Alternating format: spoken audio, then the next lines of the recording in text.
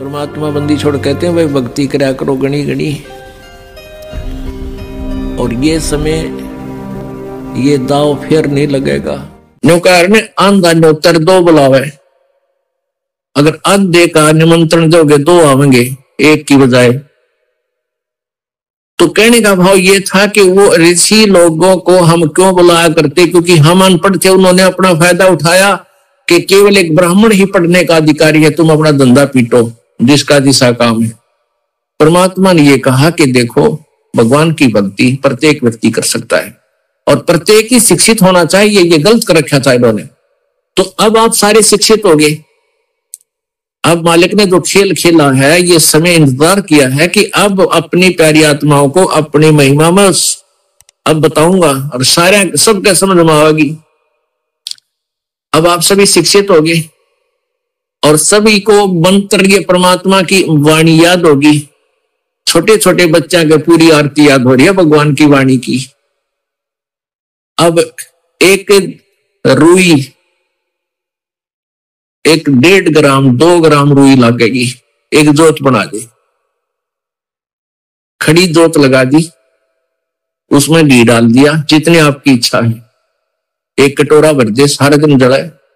तो उसमें वो घी उसमें डाल दिया और हम अपना मंत्र वाणी सुबह नित्यनेम करें, दोपहर रमैनी करें, शाम ने संध्या आरती करें, ये भगवान की वाणी भी हम बोलते रहते हैं। तो वो भी हवन हो रहा है। उस लकड़ियों वाले हवन की तुलना में ये हवन श्रेष्ठ है, क्योंकि इसमें आप एक 100 ग्राम रुई में 1 क्विंटल घी हवन कर सकते हो। उसमें घी, उसकी जोत ने जलन नहीं दे, उसमें डालने जाएगी। 100 ग्राम जोत में 1 क्विंटल घी हवन कर सकते हो आप। और लकड़ियां में 1 क्विंटल घी हवन करने के लिए कम से कम भी 20 किलो तक कम से कम लकड़ी जला देते हो। तो उन लकड़ियों के जलने से कार्बन डाइऑक्साइड अधिक होती है।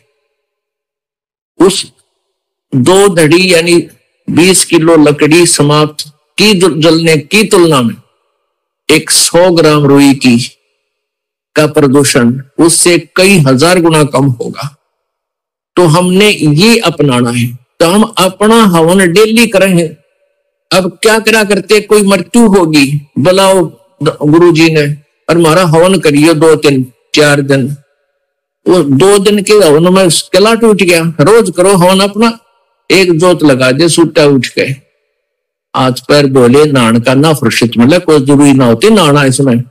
नहाए धोए क्या भया जाए, मन का मैल ना जाए और मीन सदा जल में रहे, धोए बांस ना जाए। अंदर से अंत तक साफ हो, हाथ पर जरूर धो ले, क्योंकि धार्मिक वस्तुओं के हाथ लगाने। और जोतला जी अपना मंत्र करता रहे, काम करता रहे, अपनी आरती बोल ले जा, नित्यनेम भी कर ले, रोटी पोए जा, नित्यनेम चलता रहे। आजकल तो आधुनिक बहुत से उपकरण हो गए हैं, वैसे भी याद हो जाते हैं कुछ दिनों में। और नहीं बैठ कर अपनी किताब लेकर वह पढ़ ले। अब तो हवन हो गया, तो हम अपना काम आप करेंगे जो बात बनेगी। किसी के बच्चा हो जाता था तो उसने क्या कहा करते, 7 दिन तक तुम, जैसे पहले ज्योति तो सभी जलाते थे, तो क्या कहते थे, 7 दिन ज्योत नहीं जलानी तुमने, 13 दिन। तो तेरा गजब भैया, 13 दिन रोटी नहीं खाते या तुम और काम ना करते। और किसी की मृत्यु हो जाती है उसमें भी ऐसे कहा करते थे। जैसे जन्म होने पर तो वो जब तक वो छटना होती इतने कहा करते, मृत्यु के बाद कहते हैं 13 दिन तक आपने कोई धार्मिक क्रिया नहीं करनी।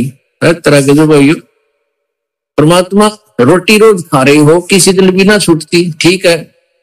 कोई प्रिय की मृत्यु हो जाती है, रो पीट के दोपहर तक ना खाओगा, शाम में खानी पड़ेगी, रो पीट के रोटी खानी पड़ेगी। तो ऐसे ही भक्ति परमात्मा का हवन ज्योति डेली आरती रोज करनी है, चाहे दुख हो चाहे सुख हो। ये परित्याग नहीं करना, ये भूल है हमारे। अब जो प्रसंग चल रहा है वही आते हैं फिर। अब 5 यज्ञ आप कर रहे हो, एक यज्ञ धर्म की, दूसरी यज्ञ ध्यान और तीसरी यज्ञ हवन की। यहाँ जितने भी जैसे पाठ चल रहे हैं, अगर 150 पाठ हैं तो 150 ज्योति जला दी जाएंगी और 3 दिन तक अखंड ये ज्योति जलेगी। हवन हो रहा है। फिर जो अन्य भी कोई अपनी ज्योति जगवाने के लिए दान करते हैं, उनकी अलग से ज्योतियां जलाई जा रही हैं, तो दिन रात पूरे महीने चलती है, पूरे वर्ष चलती है। तो ये एक तीसरी यज्ञ हवन की, चौथी यज्ञ प्रणाम और पांचवी यज्ञ ये तत्व ज्ञान की। इन पांचों यज्ञों और ओम नाम के मंत्र की कमाई को हम इस ज्योति निरंजन के पास छोड़ देंगे। हम क्या करते रहे, हम पहले ओम नाम का जाप करते, ये पांचों यज्ञ करते, उसका फल हम स्वर्ग महास्वर्ग ब्रह्मलोक में जाकर नष्ट कर देते ये पुण्य। फिर पाप के लिए नरक में जाते, फिर 84 लाख योनियों में धक्के खाते। अब परमात्मा से हम की वाणी से हमें ज्ञान हो गया कि इस कमाई को हम वेस्ट नहीं करेंगे। हम यहाँ कोई मंत्री बनेंगे, ना हमने मुख्यमंत्री बन के हो सकता, ना प्रधानमंत्री, ना इंद्र की पदवी हमें नहीं चाहिए। इंद्र दा राज काग दा बिस्ता, इंद्र स्वर्ग का राज भी हमारे लिए काग की बीट तुल हो जाना चाहिए।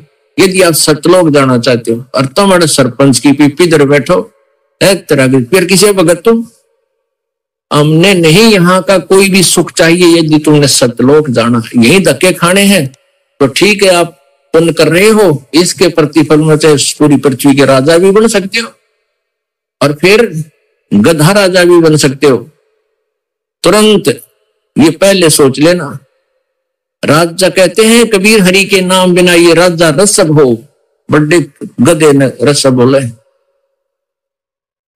हमने यहां से पीछा छुटवाना पुण्यात्माओं, इस बात को कति अपने पल्ले गांठ लगा लो, यानी दृढ़ निश्चय कर लो, दृढ़ संकल्प कर लो, ये भगवान फिर बोर्ड के इस गंदे लोक में जन्म ना हो।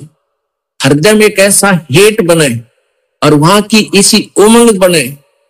सतलोक जाने की जैसे बालक बच्चे ने कह दे कि तेरे मामा का ब्याह है, माँ कहती है भाई चल वहां चलेंगे, तो कई दिन पहले कूदन लग जाएगा बच्चे, मामा का जाऊंगा, मामा का जाऊंगा।